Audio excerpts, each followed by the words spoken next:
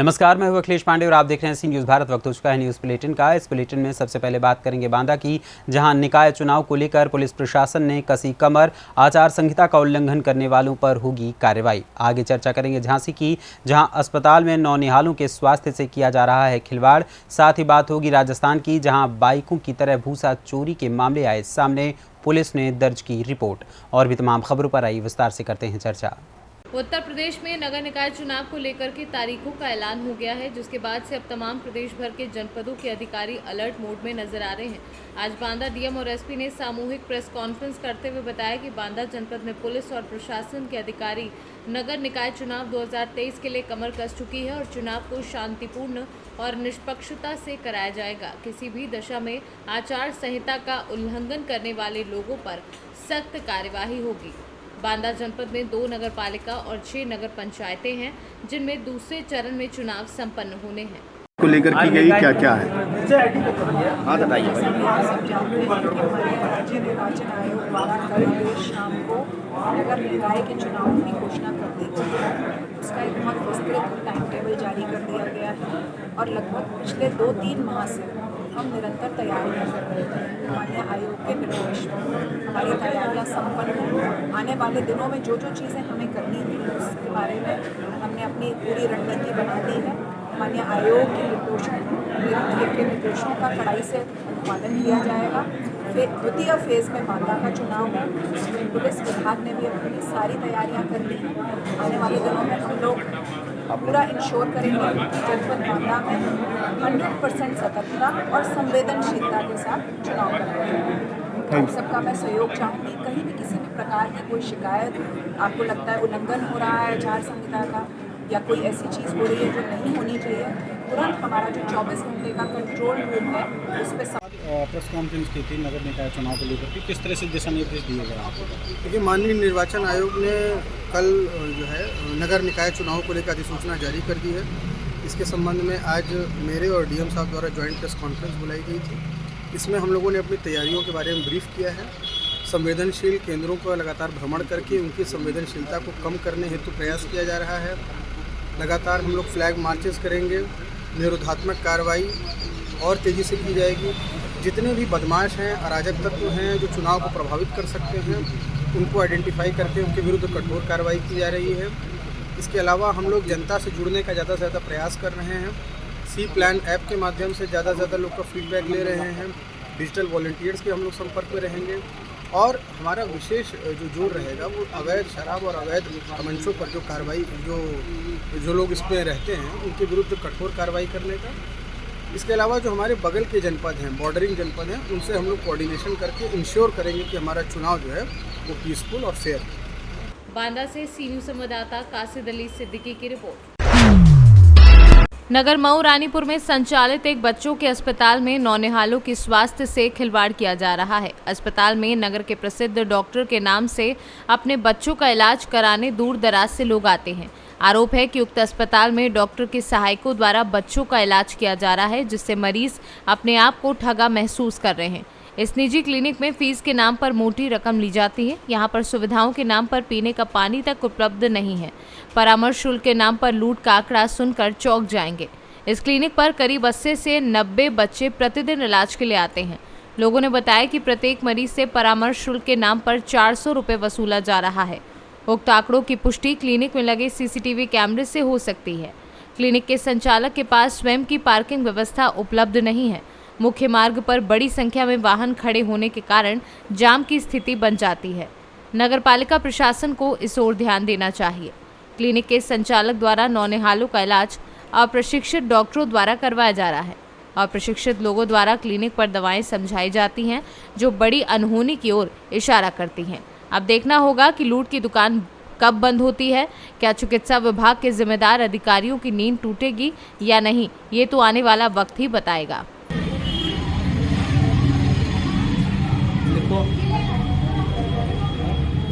लिखो नंबर के देगा क्या वो नंबर है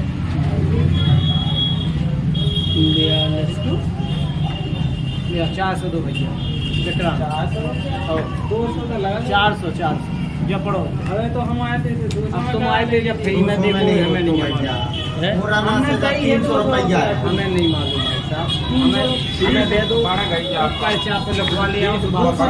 300 झांसी से सीनू संवाददाता चंदू रायन की रिपोर्ट। मऊरानीपुर सोमवार की देर शाम विद्युत टीम बिना कुछ पूछे घर में घुसकर घर के अंदर आने की वजह से महिलाओं ने पूछा तो विद्युत अधिकारी अभद्रता करने लगे। उनके साथ पुलिस टीम ने किसी तरह मामला शांत कराया, जबकि महिलाओं के द्वारा विद्युत टीम को अवगत कराया कि हम लोगों के द्वारा विद्युत कनेक्शन के लिए लगभग 6 माह पहले ऑनलाइन कराया था, लेकिन इसके बाद भी विद्युत कनेक्शन नहीं दिया गया। आरोप लगाया कि चेकिंग करने आई विद्युत टीम के द्वारा पैसे की मांग की गई। उच्च अधिकारियों को विद्युत टीम को संज्ञान में लेते हुए जांच कर कार्यवाही की मांग की है। झांसी से सीनू संवाददाता चंदू रायन की रिपोर्ट। बयाना क्षेत्र में अब बाइक चोरों की वारदातों की भांति भूसे की चोरी की वारदातें आने लगी है। ऐसा ही एक मामला बयाना कोतवाली क्षेत्र के गांव वीरमपुर का सामने आया है, जहां खेत खलिहानों की कटाई छटाई के बाद खलिहान में रखे भूसे को ही अज्ञात चोर चोरी कर ले गए। वारदात का पता लगने पर पीड़ित किसान ने अज्ञात चोरों के विरुद्ध पुलिस में मामला दर्ज कराया है।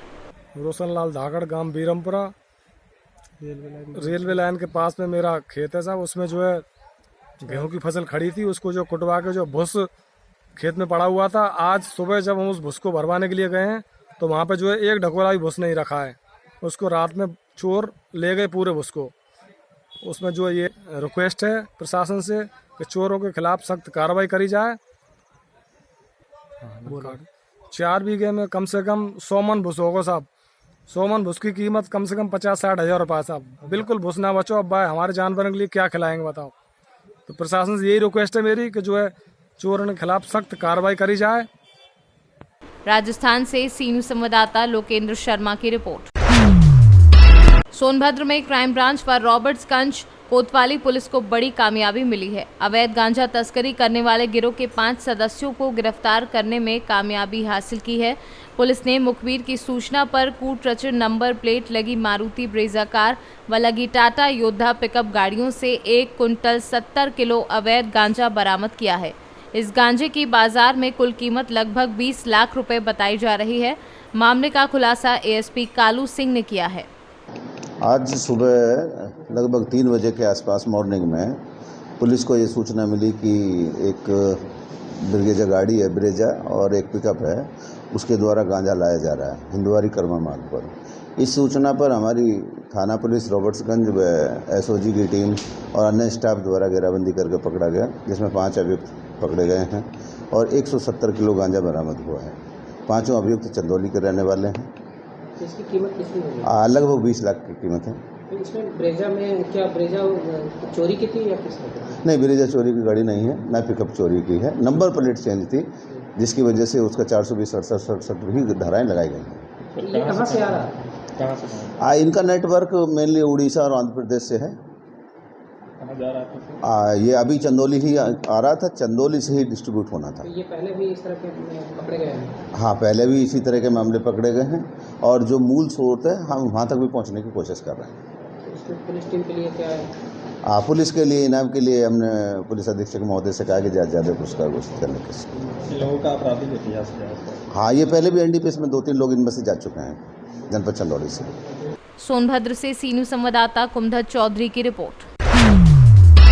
कुशीनगर जनपद के सलेमगढ़ दर्जी टोला थाना तरया सुजान तहसील तमकुही राज के जनाब शमीम खान की बेटी सल्तन परवीन ने यूपीपीएससी 2022 में 6वां रैंक हासिल करके एसडीएम पद पर अपने आप को स्थापित करते हुए जनपद कुशीनगर का मान सम्मान बढ़ाया है, जिससे परिवार में खुशी का माहौल है।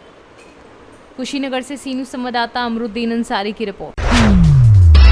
पट्टी तहसील क्षेत्र के उड़ैया डी निवासी मोहम्मद इरशाद पुत्र अब्दुल कय्यूम पीसीएस परीक्षा 2022 के परिणाम में सब रजिस्ट्रार के पद पर चयनित हुआ है। इसकी जानकारी समाज सेवी असगर अंसारी को हुई तो सोमवार को वह उनके आवास पर पहुंचे। बुके तथा प्रतीक चिन्ह देकर उन्हें सम्मानित किया। इस दौरान समाज सेवी असगर अंसारी ने कहा कि ऐसे होनहार युवाओं से ही हमारा पट्टी क्षेत्र गौरवान्वित होता रहता है। निश्चित रूप से ये लोग आने वाले युवाओं के लिए प्रेरणा स्रोत बनेंगे। समाज सेवी ने होनहार युवक को उज्जवल भविष्य की शुभकामना दी। इस दौरान लतीफ अंसारी, मोहम्मद कय्यूम, जलालुद्दीन शौकत, वाहिद समेत तमाम लोग मौजूद रहे। क्या नाम है आपका? असगर अंसारी। जी, आप अभी एक सम्मानित किए हैं, क्या है पूरा मामला बताएं। देखिए, ये जनाब इरशाद अंसारी साहब हैं जी, जो बहुत ही मध्यवर्गीय परिवार से आते हैं, उड़ैया डी के रहने वाले हैं जी, क्योंकि ये अंसारी समाज से हैं तो मुझे ये लगा कि मैं एक अंसारी समाज का नेतृत्व भी करता हूँ, तो उस लिहाज से मुझे लगा कि ऐसी प्रतिभाएं बहुत कम मिलती हैं कि जिनका हम सम्मान कर सकें। और आज वो सुखद पल मेरे लिए आया और जो मैंने सोचा कि नहीं, मैं चल करके कम से कम ऐसे गौरवशाली व्यक्तित्व का सम्मान करूं जिससे मैं खुद को सम्मानित और गौरवान्वित महसूस कर रहा हूं। एक बात। और दूसरी बात यह है कि इरशाद अंसारी के पीसीएस क्वालिफाई करने के बाद मैं समझता हूं अंसारी समाज जागेगा। जो अंसारी समाज अपने बच्चों को कहीं ना कहीं पढ़ाने के बजाय कमाने पे लगाया करता था, तो आने वाले दिनों में वो भी इनको देख करके अपने बच्चों को पढ़ाने का काम करेगा और उसकी ये कोशिश होगी कि वो अधिकारी भी बनाने का काम करे। और हम जैसे लोग, हमारी कोशिश है कि समाज को जगाने की और जिसमें एक इरशाद और इस तरह से कई इरशाद पैदा करने की हमारी कोशिश, हमारी मुहिम जारी रहेगी। और मैं हमेशा से ऐसे लोगों के मुस्तकबिल के लिए संघर्ष करता हूँ और करता रहूँगा। और आने वाले दिनों में कभी भी ऐसी ज़रूरत पड़ेगी अगर किसी भी तरह से मेरी मदद की ज़रूरत है तो मैं अंसारी समाज के लिए सदैव तत्पर हूँ और हमेशा मदद के लिए तैयार रहूँगा।